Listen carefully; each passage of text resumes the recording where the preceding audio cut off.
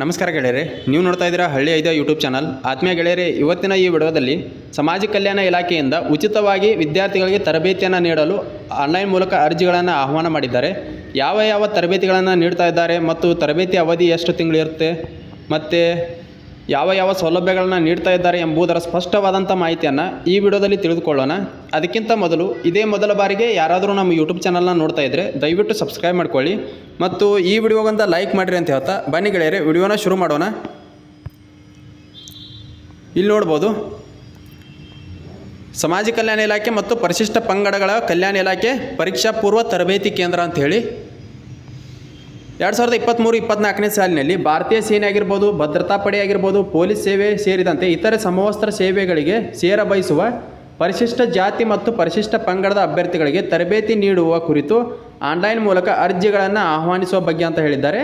ಅಂದರೆ ಯಾರು ಭಾರತೀಯ ಸೇನೆಯನ್ನು ಸೇರಬೇಕು ಅಂದ್ಕೊಂಡಿರಲ್ಲ ಮತ್ತು ಭದ್ರತಾ ಪಡೆ ಆಗಿರ್ಬೋದು, ರಾಜ್ಯ ಪೊಲೀಸ್ ಸೇವೆ ಆಗಿರ್ಬೋದು, ಇತರೆ ಯಾವುದೇ ಸಮವಸ್ತ್ರ ಸೇವೆಗಳನ್ನು ನೀವೇನಾದರೂ ಸೇರ ಬಯಸುವಂಥವ್ರು ಇದ್ರಂದ್ರೆ ನಿಮಗೆ 2 ತಿಂಗಳ ಕಾಲ ಉಚಿತವಾಗಿ ವಸತಿ ಸಹಿತ ದೈಹಿಕ ಸಾಮರ್ಥ್ಯ ತರಬೇತಿ ಆಗಿರ್ಬೋದು ಮತ್ತು ಸ್ಪರ್ಧಾರ್ಥಕ ಪರೀಕ್ಷಾ ತರಬೇತಿಯನ್ನು ಕೂಡ ನೀಡ್ತಾ ಇದ್ದಾರೆ. ಯಾರಿಗಾದರೂ ಇಂಟ್ರೆಸ್ಟ್ ಇದ್ದರೆ ಅಂಥ ವಿದ್ಯಾರ್ಥಿಗಳು ಆನ್ಲೈನ್ ಮೂಲಕ ಅರ್ಜಿಗಳನ್ನು ಹಾಕಬಹುದು. ವಿದ್ಯಾರ್ಥಿ ಏನಾಗಿರ್ಬೇಕಂದ್ರೆ ನೀವು 10ನೇ ತರಗತಿಯನ್ನು ಪಾಸಾಗಿರಬೇಕು.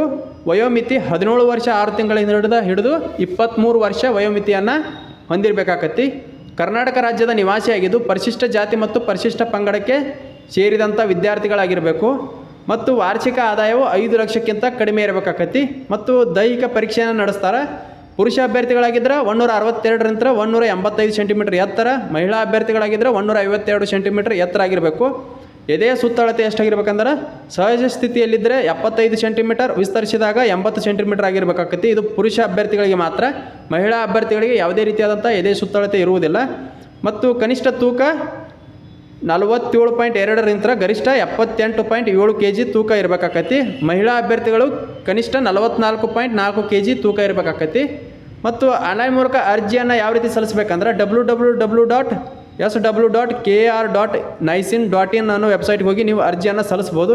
ಈ ವೆಬ್ಸೈಟ್ ಲಿಂಕನ್ನು ಕೂಡ ನಾನು ವಿಡಿಯೋ ಕೆಳಗೆ ಕೊಟ್ಟಿರ್ತೀನೋ, ಅಲ್ಲಿಂದ ನೇರವಾಗಿ ನೀವು ಅರ್ಜಿಯನ್ನು ಸಲ್ಲಿಸ್ಬೋದು. ಈಗಾಗಲೇ ಅರ್ಜಿ ಪ್ರಾರಂಭವಾಗಿದ್ದಾವೆ.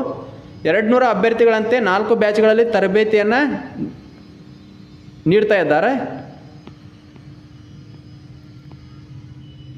ಇನ್ನು ತರಬೇತಿಯಲ್ಲಿ ಸಿಗುವಂಥ ಸೌಲಭ್ಯಗಳು ಏನೇನಂದ್ರೆ, ತರಬೇತಿಯಲ್ಲಿ ಆಯ್ಕೆಯಾದಂಥ ಅಭ್ಯರ್ಥಿಗಳಿಗೆ ಉಚಿತವಾಗಿ ಊಟ ವಸತಿಯೊಂದಿಗೆ 2 ತಿಂಗಳ ಕಾಲ ಸಮವಸ್ತ್ರ ಸೇವೆಗೆ ದೈಹಿಕ ಸಾಮರ್ಥ್ಯ ತರಬೇತಿಯನ್ನು ನೀಡ್ತಾ ಇದ್ದಾರೆ ಮತ್ತು ಇತರೆ ಅಗತ್ಯವಾಗಿರುವ ತರಬೇತಿಗಳನ್ನು ಕೂಡ ನೀಡ್ತಾ ಇದ್ದಾರೆ. ಪುರುಷ ಮತ್ತು ಮಹಿಳಾ ಅಭ್ಯರ್ಥಿಗಳಿಗೆ ತರಬೇತಿ ಸಂಸ್ಥೆ ಮೂಲಕ ಪ್ರತ್ಯೇಕ ವಸತಿ ಸೌಲಭ್ಯವನ್ನು ಕೂಡ ಕಲ್ಪಿಸಲಾಗ್ತಾ ಇದೆ, ಉಚಿತವಾಗಿ ನೀಡ್ತಾ ಇದ್ದಾರೆ. ಪ್ರತಿಯೊಬ್ಬರು ಕೂಡ ಇದಕ್ಕೆ ಅರ್ಜಿಯನ್ನು ಸಲ್ಲಿಸ್ರಿ. ಅರ್ಜಿ ಸಲ್ಲಿಸುವ ಕೊನೆಯ ದಿನ ಇದೇ ತಿಂಗಳು 30 ಕೊನೆಯ ದಿನ ಆಗಿರ್ತೈತಿ. ದಯವಿಟ್ಟು ಬೇಗನೆ ಅರ್ಜಿಯನ್ನು ಸಲ್ಲಿಸ್ರಿ. ಯಾರಿಗಾದರೂ ಇಂಟ್ರೆಸ್ಟ್ ಇದ್ದರೆ ದಯವಿಟ್ಟು ಅರ್ಜಿಯನ್ನು ಸಲ್ಲಿಸ್ರಿ.